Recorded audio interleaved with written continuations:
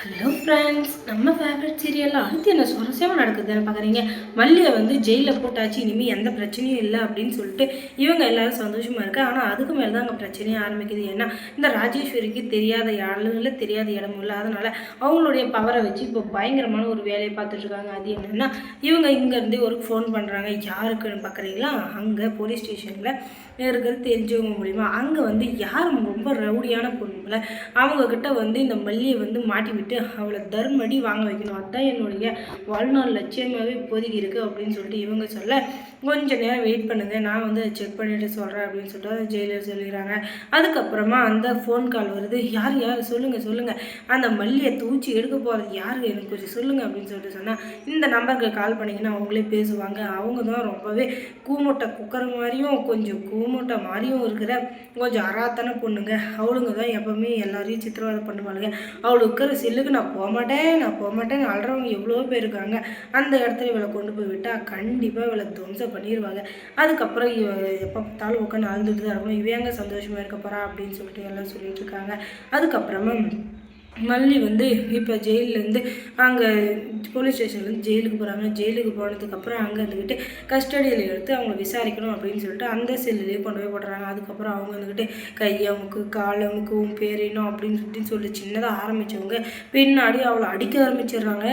என்னடி குத்தம் பண்ணிட்டு இங்கே வந்த, ஓ சாமி சிலையை கடத்தினவ இவதானா, அடி பாவி, வயிற்றுக்கு சோறு இல்லைன்னா எங்கேயாச்சும் 4 வீட்டில் பிச்சை எத்தனை கூட குறைக்கலாம், அதை விட்டுட்டு சாமி சிலையை திருடி இருக்க உனக்கு வெக்கமா இல்லை அப்படின்னு சொல்லிட்டு பயங்கரமாக திட்டிகிட்டு இருக்கேன். உடனே இங்கே பாருங்கள், உங்கள் பேச்சுக்கு நான் வரவே கிடையாது. சும்மா என் பேச்சுக்கு ஏதாச்சும் வர்றது, என்னை ஏதாச்சும் அசிங்க பார்த்து வச்சுக்கிறீங்க அவ்வளோதான் நினச்சிக்கோங்க அப்படின்னு சொல்லிட்டு பயங்கரமாக பேசிகிட்டு இருக்கேன்.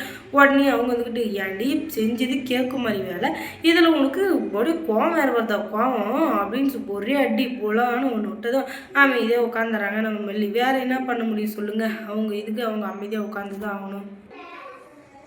இப்போ விஜய் இருந்துக்கிட்டு எதுவுமே சொல்லாமல் அமைதியாக இருக்கிறாரு. ஏன்னா நம்ம என்ன பண்ணாலும் இந்த நேரத்தில் தப்பாக போயிடும். ஏன்னா நானாக இவளை திருட சொன்னேன், இவளே திருட்டு வழியில் போய் மாட்டிக்கிட்டு இப்போ இருந்துக்கிட்டு இப்படி அசிங்கப்படுத்திட்டு இருக்காளே அப்படின்னு சொல்லிட்டு இன்னொரு பக்கம் அந்த ஊர் மக்கள் எல்லாருமே கையெழுத்து போட்டு கொடுத்துருக்காங்க.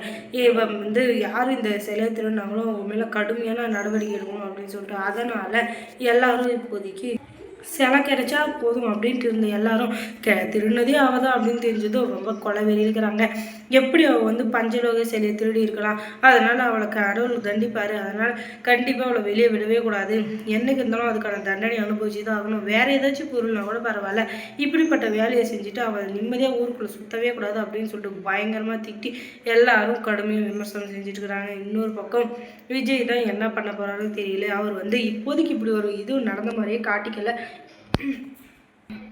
அமைதியாக தான் இருக்காரு. ஏன்னா வேறு என்ன பண்ண முடியும், அவங்க அக்காவை எதுக்கிட்டு எதுவுமே செய்யவே முடியாது. பாவம் வெண்பா தான் சாப்பிடாம கொள்ளாமல் அமைதியாக உட்காந்துட்ருக்கா.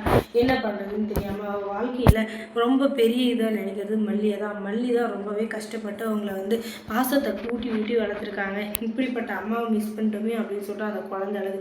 விஜய் சார் அந்த குழந்தைக்காகவாச்சும் அந்த கேஸை வாபஸ் வாங்கி மல்லி மேலே எந்த தப்பும் இல்லை அப்படின்னு சொல்லிட்டு நிரூபித்தா நல்லாகும். ஆனால் எங்கே அவளை வந்து சித்திரவதை பண்ணுறவங்களுக்கு வழியில் இவரும் சேர்ந்து சித்திரவதை பண்ணிங்கிறாரு. அதனால அந்த பிள்ளை மட்டும் என்ன பண்ண சொல்லுங்கள், ஜெயிலில் போய் உட்காந்துக்கிட்டு யார் நம்ம வெளியே எடுப்பாங்கன்னு கூட தெரியாமல் கடுமையான ஒரு மன உளைச்சலுக்கு ஆளாகி அமைதியாக உட்காந்துட்ருக்காங்க. அதுக்கப்புறம் மல்லி சீரியலில் என்ன சுவாரஸ்யம் நடந்திருக்கும் நீங்கள் தெரிஞ்சுக்கணும்னா நம்ம சேனலை சப்ஸ்கிரைப் பண்ணுங்கள். அதோட பக்கத்தில் இருக்க அந்த பெல் ஐக்கானையும் கொஞ்சம் கிளிக் பண்ணிடுங்க. தொடர்ந்து இந்த சேனலுக்கு சப்போர்ட் கொடுங்க.